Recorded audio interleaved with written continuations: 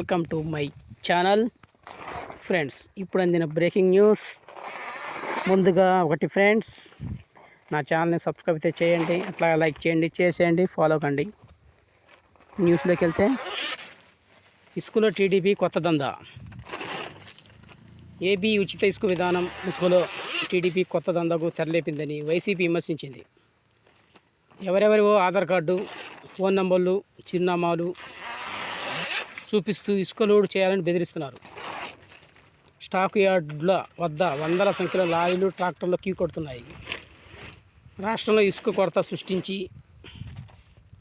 అవసరమైన వారికి అధిక ధరలకు అమ్ముకునే ఎత్తుగడ వేస్తున్నారు. దీనిపై ప్రభుత్వం చోద్యం చూస్తుంది అని ట్వీట్ చేసింది వైసీపీ వాళ్ళు.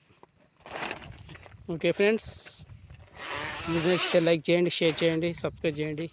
Thank you. జై హింద్.